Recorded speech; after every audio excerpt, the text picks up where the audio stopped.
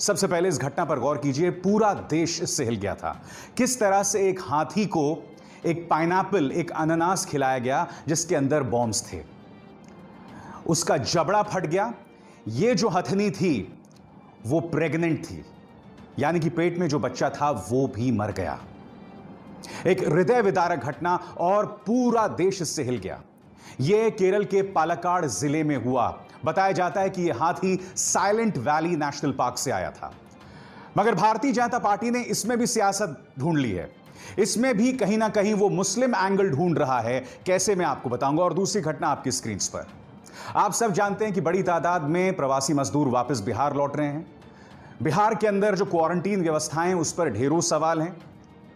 मगर भारतीय जनता पार्टी पहले यह फैसला करती है कि हम 9 जून को बिहार में वर्चुअल चुनावी रैली करेंगे, यानी कि बिहार चुनावों की तैयारी इन्होंने अभी से कर दी।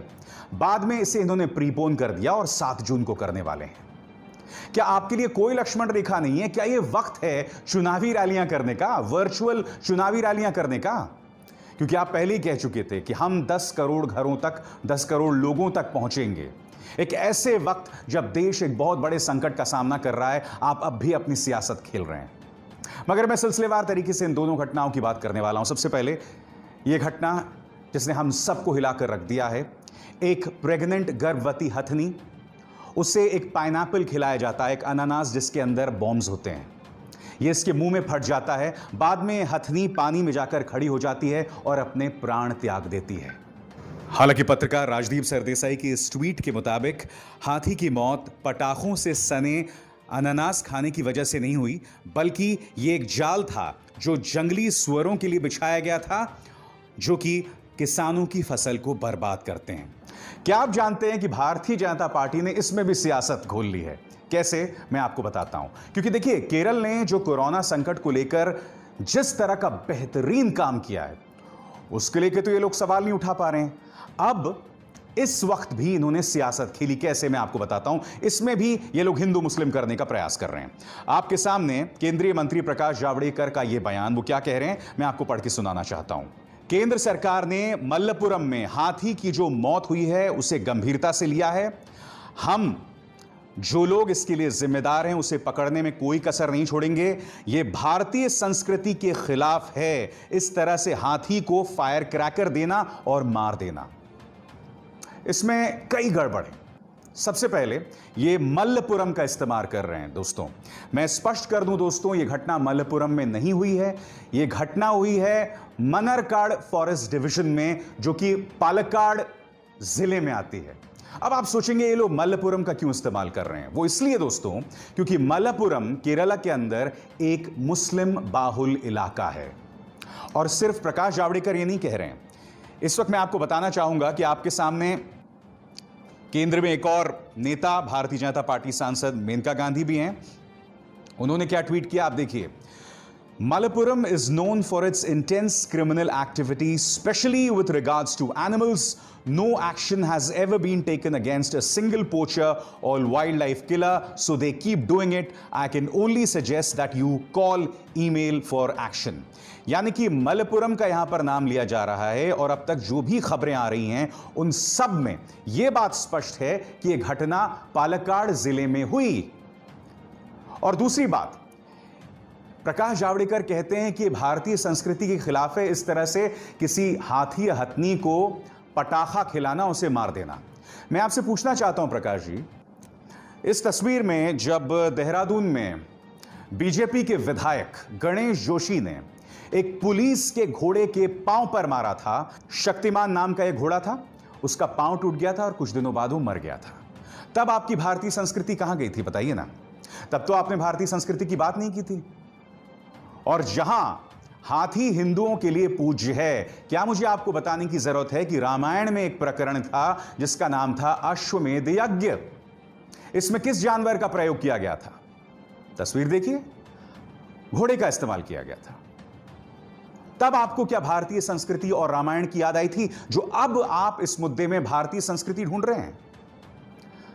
बतौर पर्यावरण मंत्री इस खबर के मुताबिक आपने कहा था कि नीलगाय और जंगली सुअरों को हम पैरासाइट्स के तौर पर, वर्मिन के तौर पर अगर राज्य चाहें तो ट्रीट कर सकते हैं, यानी कि आप चाहें तो उन्हें मार सकते हैं। ये दोनों तो प्राणी है ना, इनके अंदर भी जान है कि नहीं है? बताइए। तो मैं जो आपसे पूछने का यहां प्रयास कर रहा हूं कि इस तरह के दोहरे मापदंड क्यों और इस मुद्दे पर भी आप सियासत कर रहे हैं। मैं आपको एक और दिलचस्प चीज बताता हूं। गोदी मीडिया अब लगातार यह फोकस कर रहा है कि किस तरह से यह घटना मल्लपुरम में हुई। आपके सामने एएनआई की खबर, इसमें क्या कहा गया है? पिनरई विजयन के बयान को पेश किया गया है, मगर साथ में बहुत ही खूबसूरती से मल्लपुरम जोड़ दिया गया है। Strict action will be taken against those who are responsible for killing the pregnant elephant. Forest Department is probing the case and the culprits will be brought to book. Pinarayi Vijayan, Kerala CM on elephant death in Malappuram after being fed cracker stuffed pineapple. यहां पर मल्लपुरम का नाम ले लिया। अब आपके सामने सी news की खबर। मेनका गांधी ने केरला सरकार की आलोचना की। राहुल गांधी से भी सवाल किया कि आखिर मल्लपुरम में एक गर्भवती हथिनी को क्यों मार दिया गया। अब देखिए रिपब्लिक,